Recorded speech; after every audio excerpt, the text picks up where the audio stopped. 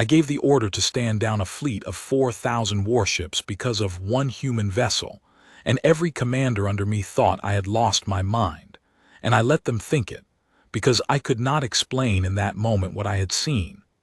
What that single human warship told me about the people who built it, and why that single glimpse meant that the war we had come to fight was a war we could never, ever win. By the time I could explain it, the Armada had already stood down, and the explaining took the rest of my life, and I am still not sure I have made anyone truly understand.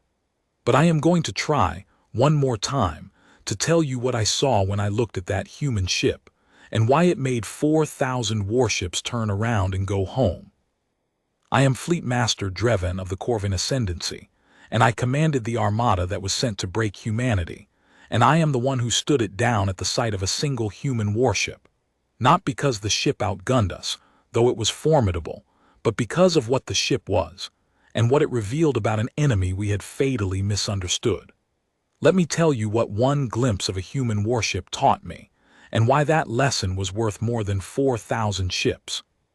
You have to understand what we expected, because the gap between what we expected and what we saw is the whole story.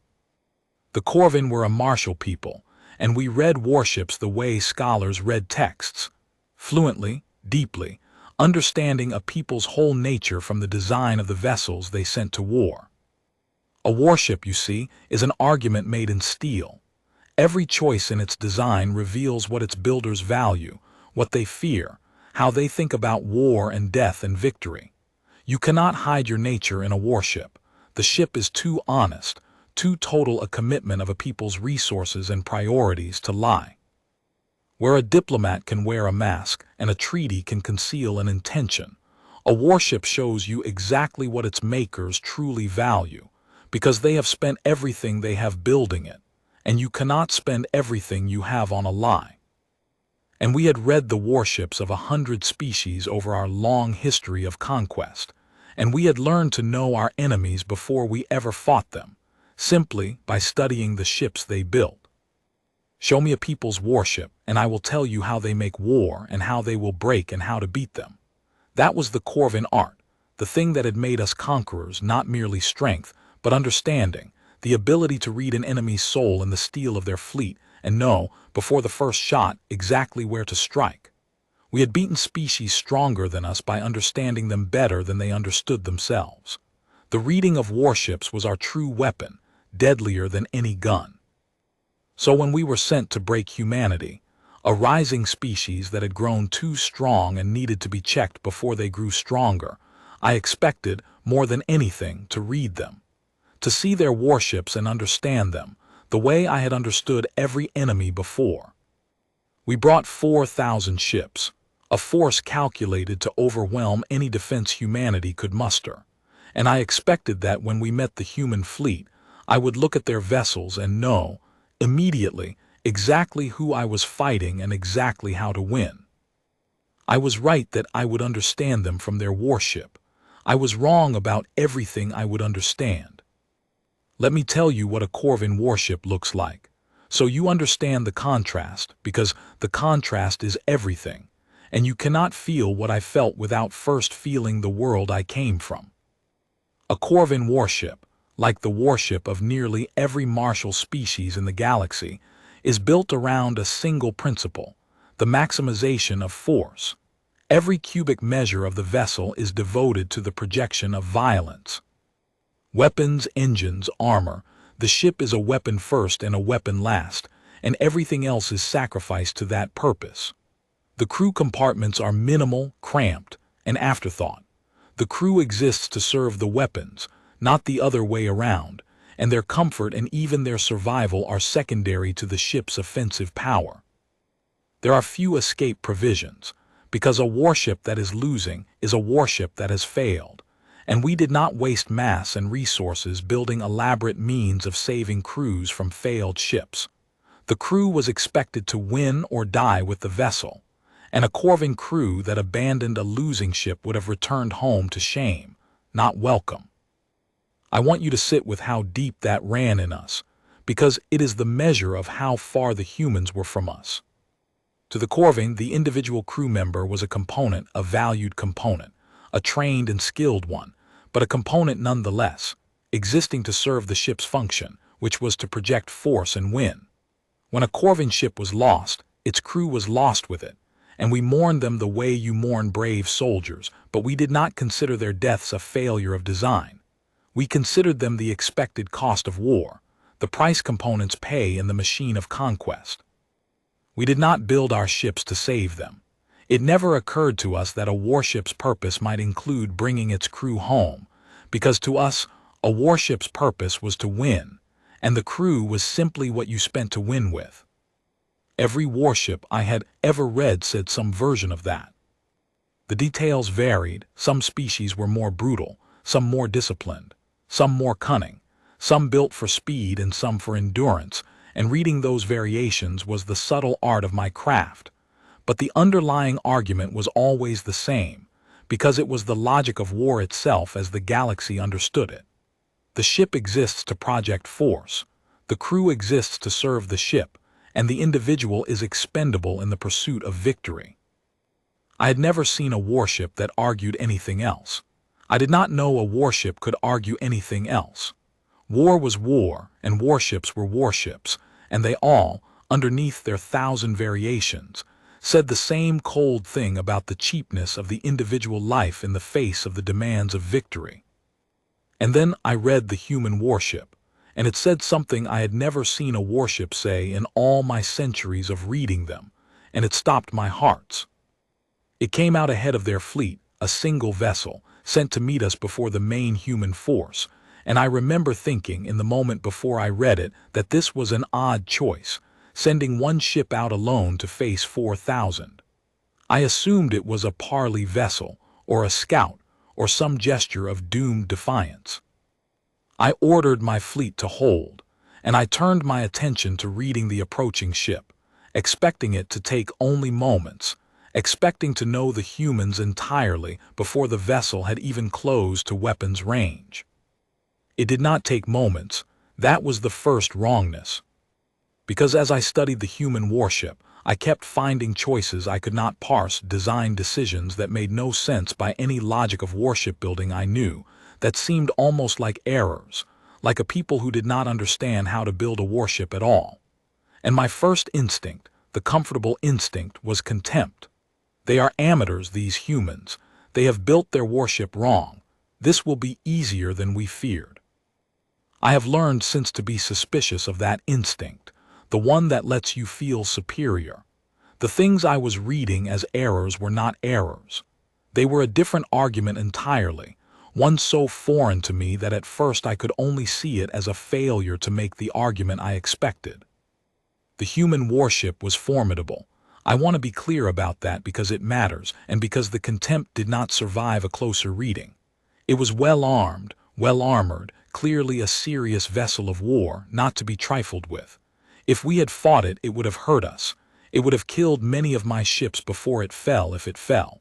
Its weapons were real and they were deadly. But its weapons were not what stopped my hearts. What stopped my hearts was everything else about it. The choices its builders had made beyond the weapons. The choices I had first misread as errors.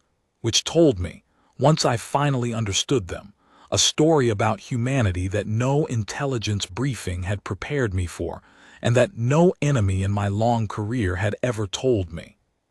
Because the human warship was built around a principle I had never seen in a warship before, a principle that violated everything the Korvane art of reading ships had taught me.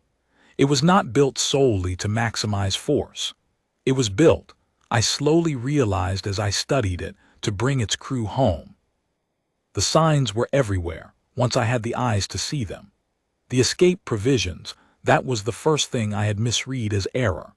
The ship carried escape craft and survival systems far beyond anything practical by Korvane logic, enough to save every single crew member if the vessel was lost, redundant and over-engineered, a portion of the ship's precious mass and volume devoted entirely to the preservation of the people aboard.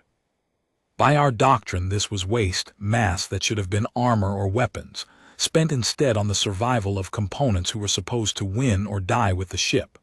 I had read it as incompetence. It was the opposite. It was a people who had looked at the cold Korvane logic, that a crew should die with its failed ship, and rejected it utterly, who had decided that no ship was worth more than the people aboard it, and had built their warship to prove it. The medical facilities, that was the second thing. They were enormous, disproportionate, capable of treating far more wounded than a vessel that size would ever normally carry. A hospital built into a warship, as if the humans went to war already determined to save every life they possibly could, already planning for the recovery of their wounded rather than their expenditure. A Korvane warship's medical bay was small and grim, meant to patch a wounded crew member just enough to return them to their station, or, failing that, to ease their dying. The human medical bay was built to save people, to bring the wounded back, to refuse death every chance it could, to treat each injured crew member as someone worth a hospital's worth of effort to keep alive. And the crew compartments, that was the third and the one that finished me. They were not minimal afterthoughts. They were robust, protected, placed and armored to keep the crew alive even at the cost of offensive capability the Korvane would never have sacrificed. The humans had armored their people as heavily as their weapons, had built the ship so that, when it was hit, the crew would survive even if the guns did not, had decided, in steel, that the lives aboard mattered as much as the violence the ship could do. Everywhere I looked, the human warship had made the same choice, over and over, in 100 design decisions. It had traded raw force for the survival of its people, sacrificed offensive power to bring its crew home, declared in every line of its construction that the humans valued every single life aboard that ship, and had built their warship not as a weapon that spent its crew, but as a vessel that fought and brought everyone home. I had never read a warship that valued its crew. In all my centuries, across 100 species, I had never once seen a people build a machine of war that said, in its very steel, our people matter more than our victory. And the moment I understood that this one did, I understood something about humanity that turned my blood cold, something that meant the war we had come to fight was already lost. Let me explain why a warship that values its crew is the most terrifying thing a conqueror can face, because it is not obvious, and understanding it is the whole point, and it took me a moment of cold horror on my command deck to understand it myself. Conquest, the kind of conquest the Korvane practiced, the kind the galaxy's powers practiced, works through deterrence. You break an enemy not by killing every last one of them, which is impossible, but by making the cost of resistance higher than they are willing to pay. You inflict losses until the enemy decides that continuing to fight is not worth it and they surrender and you have won. All war between powers ultimately runs on this, the threat of unacceptable losses. You make me bleed enough and I will stop. That is how wars end. That is how conquest works. We had conquered 100 species not by exterminating them, but by herding them until they decided the herding was not worth whatever they were fighting for.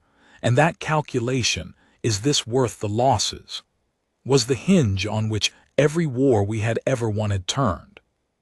And deterrence depends on the enemy having a point at which losses become unacceptable, a threshold beyond which they would rather surrender than keep losing their people. Every species we had ever conquered had such a threshold. They valued victory, or freedom, or whatever they fought for, yes, but they valued it more than they valued their individual lives only up to a point, and past that point, when the losses grew great enough, they broke and surrendered, and we won.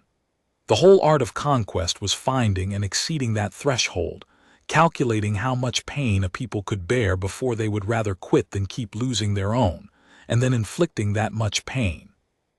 We were very good at it. It was, in a sense, the only thing we were good at. And the human warship told me that humanity had no such threshold. Because a people who build their warships to bring every single crew member home, who spend that much of their vessel, that much of their offensive power, that much of everything on the preservation of each individual life, are people for whom no loss is acceptable ever. They do not have a threshold beyond which losses become unbearable, because every loss is already unbearable to them. They have built their entire war machine around the refusal to accept the loss of even one of their own. And a people for whom no loss is acceptable cannot be deterred, because deterrence works by threatening losses, and you cannot deter with the threat of losses a people who have already decided that no loss will ever make them quit, who will fight, and never break, not because they do not feel the losses, but because they feel every single one so deeply that surrendering would be a betrayal of the people they have already lost, an admission that those deaths bought nothing. Which is the one thing a people who love their own that much can never, ever accept. I stood on my command deck, looking at that one human warship, and I understood in a rush of cold clarity the whole shape of the war we had come to fight, and the shape was a wall with no door in it. We had come to break humanity through deterrence, to inflict losses until they decided resistance was not worth the cost.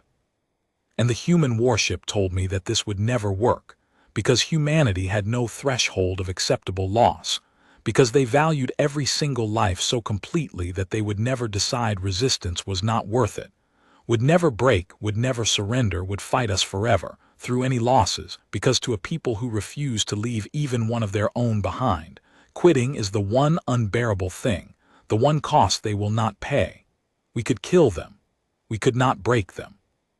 And a war against a people who value their own that much is a war with no end except your own exhaustion, because they will simply never stop, and you will bleed yourself white against a people who would rather die to the last than accept the loss of even one of their own as a reason to surrender.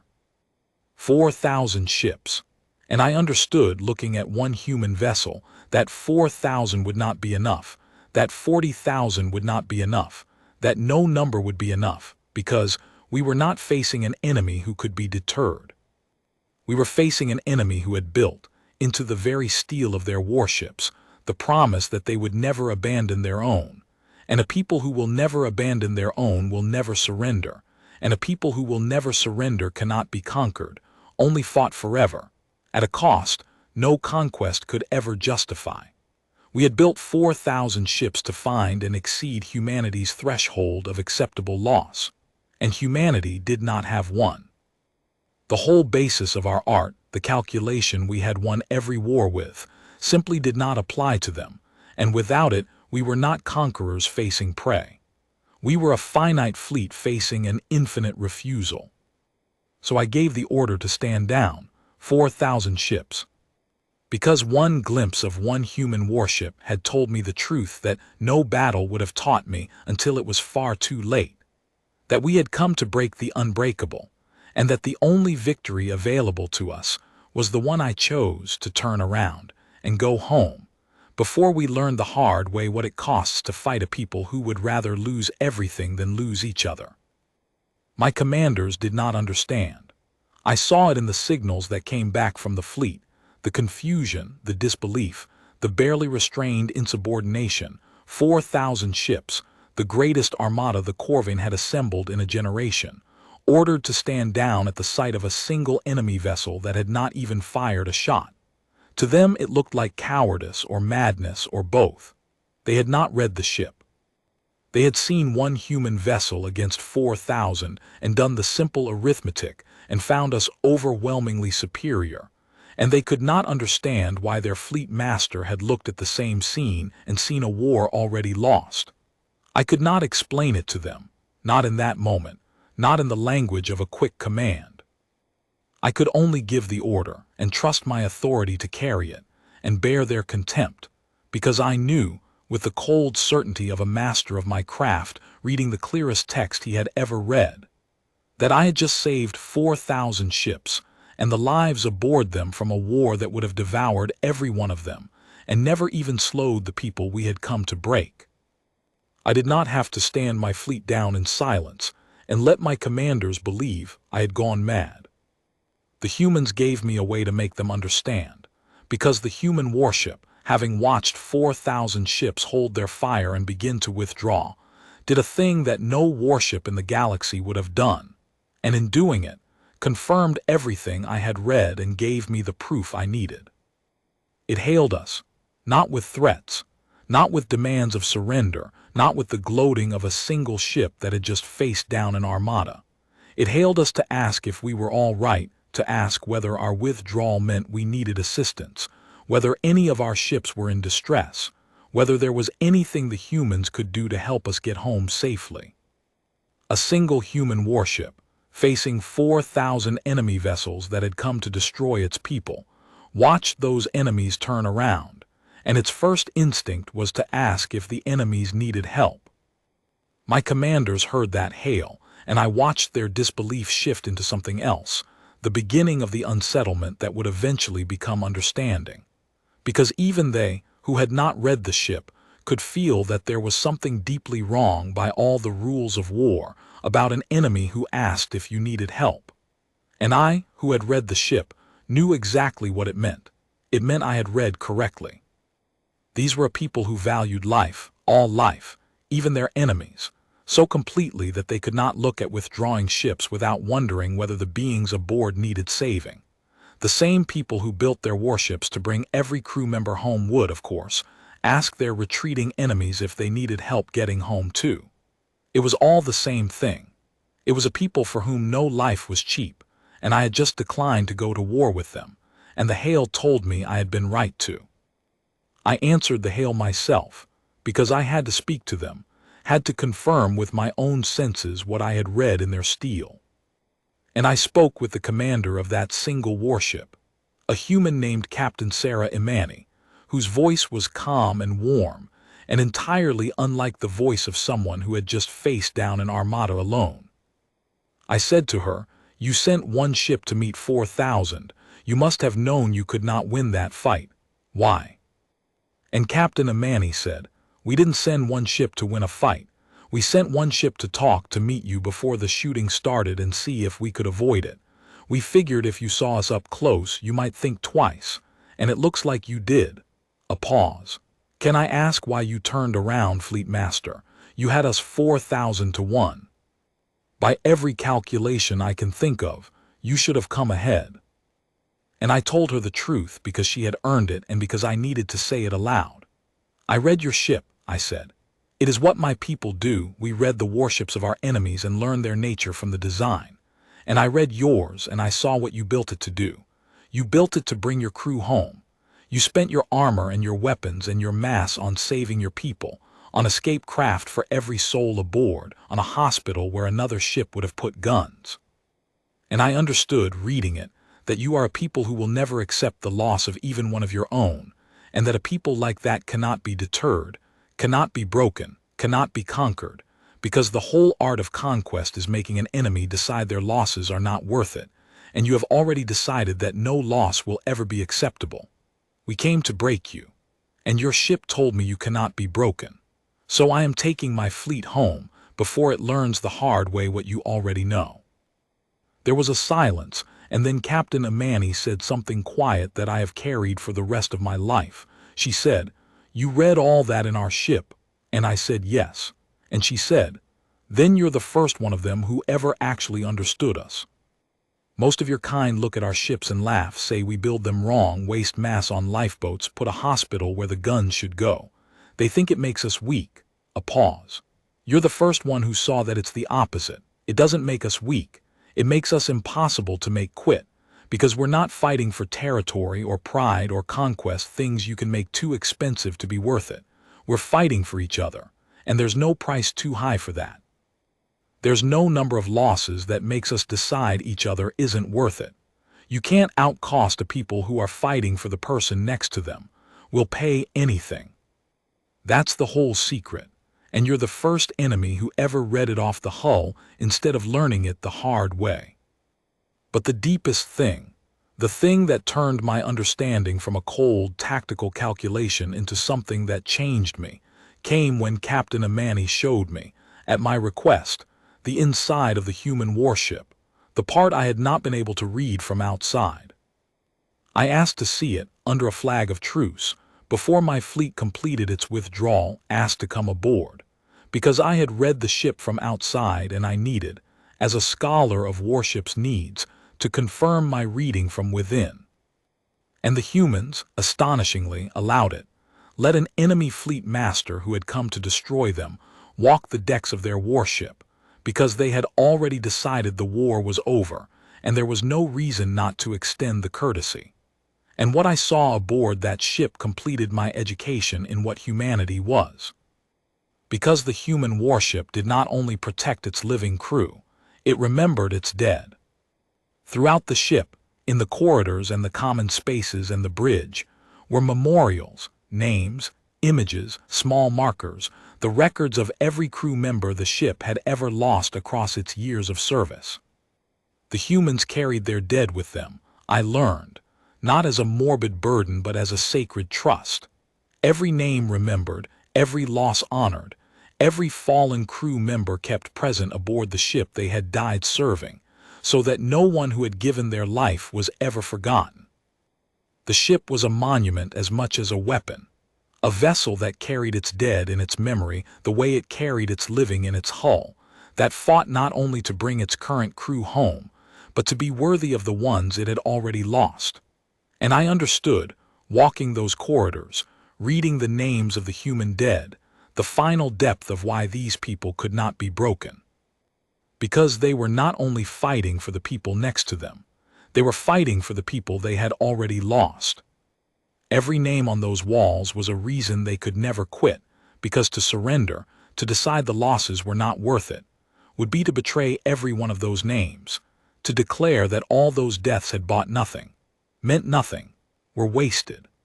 And a people who carry their dead with them, who fight to be worthy of the ones they have lost, can never be deterred by the threat of more losses, because the losses they have already suffered are not a reason to quit, but the deepest reason of all to continue. You cannot make such a people surrender by killing more of them.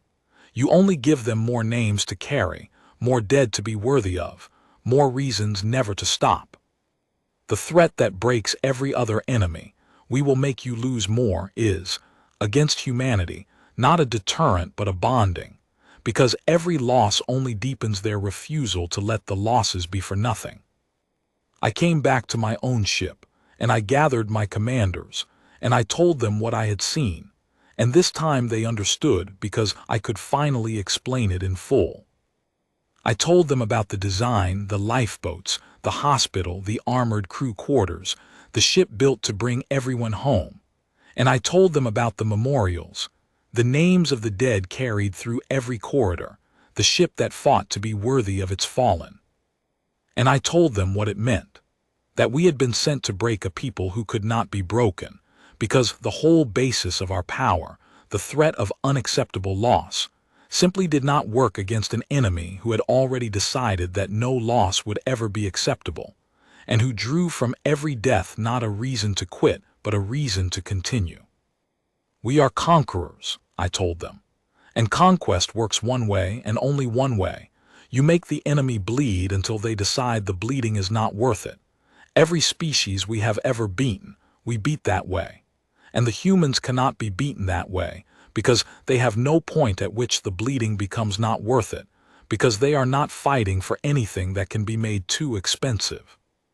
They are fighting for each other and for their dead, and there is no price too high for that, no loss great enough to make them quit, because to quit would be to betray the very people they are fighting for.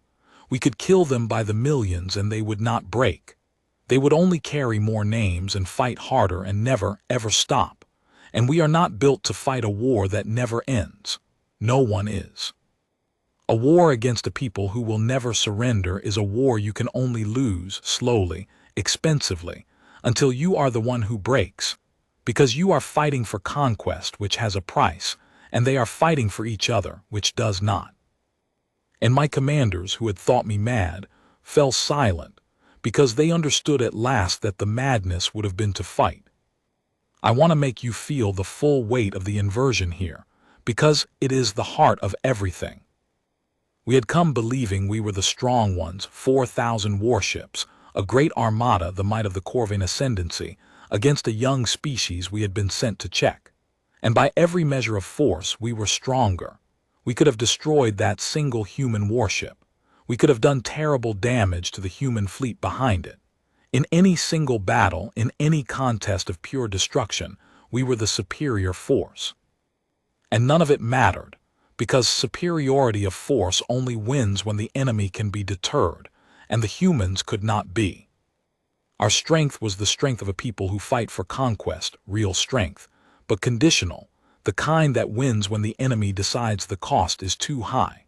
And humanity had a different strength, one that did not depend on winning any particular battle, one that could absorb any defeat and continue. The strength of a people who fight for each other, who will never decide the cost is too high, who cannot be deterred because there is nothing you can threaten them with that is worse than abandoning their own. We had brought the strength that wins battles. They had the strength that wins wars, not by being unbeatable in any fight, but by being unbreakable across all of them, by simply never, ever quitting, until the enemy who fights for conquest finally does the arithmetic and realizes that a people who will never quit cannot be conquered, only outlasted, and that they will never be outlasted, because their reason to fight does not run out the way a conqueror's does. One glimpse of their warship had told me all of it, and standing my fleet down was not cowardice, and it was not even mercy. It was simply the only correct reading of the text in front of me. We had come to break the unbreakable, and the wise commander, reading that, takes his fleet home. I brought 4,000 ships home, every one of them, every soul aboard, and the bringing home of them was the first time in my long career as a conqueror that I understood what victory actually was. Because by the old Korvane measure, I had not won anything. I had been sent to break humanity, and I had not broken them. I had turned around at the sight of a single enemy vessel and gone home without firing a shot. By the old measure, it was at best a failure and at worst a disgrace, and there were those in the Ascendancy who called it both, who demanded I answer for standing down the greatest armada we had assembled in a generation. And I let them call it what they wished, because I had learned something on that command deck, reading that human ship, that made their judgment irrelevant. I had learned what the humans knew, the thing their whole warship was built to declare, which was that bringing your people home is not the consolation prize of war. It is the point of it. It is the only victory that was ever real. I had brought 4,000 crews home. The humans had taught me, without meaning to, that this was worth more than any conquest, that the 4,000 crews I did not spend in a hopeless war against the unbreakable were not a failure but the truest thing I had ever achieved as a commander, because I had read the one text that mattered and I had spent my people's lives on nothing, which is to say I had saved all of them. The old Drevan would have seen a disgrace. The Drevan who came home from that day saw the only battle he had ever truly won, the one where everyone lived. The story spread, of course. You cannot stand down 4,000 ships at the sight of one enemy vessel and have it stay quiet. And as it spread, it changed the galaxy, because it carried with it the thing I had read, the lesson of the human warship, and that lesson was something the galaxy needed to learn. At first the story was told as a mystery, even a joke. The Korvane fled from a single ship, and I bore the mockery because the mockers had not read the ship. But slowly, as I told what I had seen, as the meaning of the human warship spread, the mockery turned into something else, a dawning understanding, across the galaxy's martial powers, of a truth that none of them had wanted to face. That the whole basis of galactic conquest, deterrence, the threat of unacceptable loss, did not work on humanity, and could never work on humanity, because the humans had built their entire civilization, down to the steel of their warships, around the refusal to accept the loss of even one of their own. The galaxy's conquerors had spent their histories perfecting the art of making enemies decide their losses were not worth it. And here was a people who had decided, permanently and at the deepest level, that no loss would ever not be worth it, and against such a people, every conqueror's art was useless. The armadas of the galaxy, one by one, came to the same understanding I had come to on my command deck, that humanity could not be conquered, not because they were the strongest, but because they were the unbreakable, and that the only sane policy toward an unbreakable people was the one I had stumbled into, to never make them your enemy, because a war against them was a war without end, and no conquest was worth a war without end. One glimpse of a human warship had made my armada stand down. The story of that glimpse, spreading, made the galaxy's other armadas stand down too, in a sense, made the whole Martial galaxy quietly abandon the idea of ever fighting humanity, because they finally understood what I had understood, that you cannot win a war against people who will never quit, and that the wise course is to never start one. The Korvane changed in the years after, and I was part of the changing. We had been conquerors, a people who understood strength as the ability to break others, who measured ourselves by what we could make other people surrender. And the human warship had taught us that there was a strength greater than the strength to break, the strength to never be broken, which came not from ferocity but from love, from a people valuing each other so completely that no force could make them quit. We had thought we were strong because we could make others bleed until they surrendered. And we had met a people who could not be made to surrender at all, whose strength was not in their weapons but in their refusal to abandon their own, and we understood slowly that their strength was the deeper one, the one that actually could not be beaten. And so the Korvane began to learn it. We began to build our own warships differently, to value our crews, to bring our people home, to become less a people who spent lives for conquest, and more a people who protected the lives we had. It did not happen all at once. A conqueror culture does not transform overnight. But it began, and it began because one fleet master had read one human warship and brought home the lesson along with his 4,000 ships, that the strongest thing a people can be is not unbeatable, but unbreakable, and that you become unbreakable not by caring less about your losses, but by caring about them so much that quitting becomes impossible. I have to tell you about the friendship that grew between the Korvane and humanity, because it is the proof of everything. We had come to conquer them. We had ended by understanding them, and understanding them, we could not remain their enemies, because you cannot hate a people once you have read in the steel of their warships that they love their own that much. The Korvane and humanity became, in the years after the stand-down, not conqueror and conquered, but something far better. Allies and then friends, two martial peoples who had nearly gone to war and instead had learned from each other, humanity teaching us the strength of valuing your people, and we, in time, teaching them things our long history of war had taught us. And it had begun with a single ship, and a single reading, and a single choice to turn around rather than learn the hard way what the ship was telling me. Captain Sarah Imani and I remained in contact across the years. She told me once that the human warship I had read, the one that stood down my armada, had a name, and that the name was Bring Them Home, and that this was not a boast or a threat but simply a description, the most honest name a people had ever given a warship, a vessel built around the promise in its name, to bring its crew home, every one always. I have thought about that name many times. A galaxy of warships named for destruction, for conquest, for the terror they meant to inspire, and one human ship named for the only thing that actually mattered, the only promise worth building a warship around. Bring them home.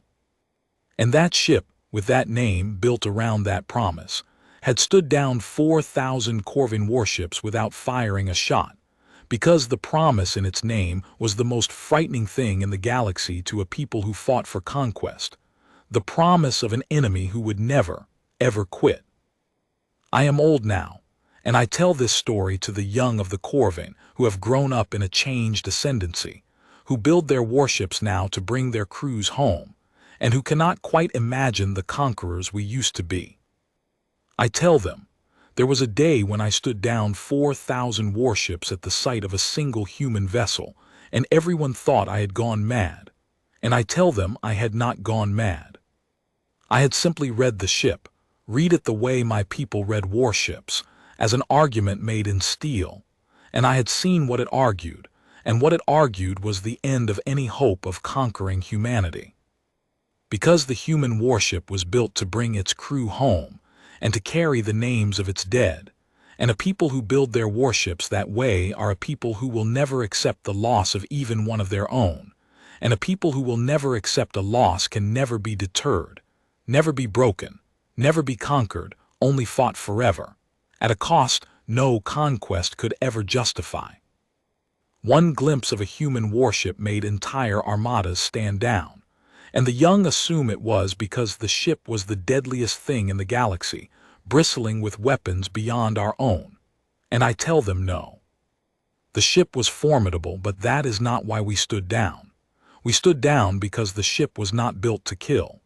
It was built to save, to bring its people home, to honor its dead, to declare in every line of its steel that these were a people who valued each other beyond any price, beyond any loss, beyond any threat we could ever make. And a people like that cannot be conquered, because conquest works by making losses unbearable, and the humans had already decided that abandoning their own was the only unbearable thing, and that no number of deaths would ever make them do it. That is the thing I read in the human warship, the thing that stood down my armada, the thing I have spent my life teaching. The most unconquerable people in the galaxy are not the ones who fight hardest for victory. They are the ones who fight hardest for each other. Because you can make victory too expensive. You can make conquest not worth the cost.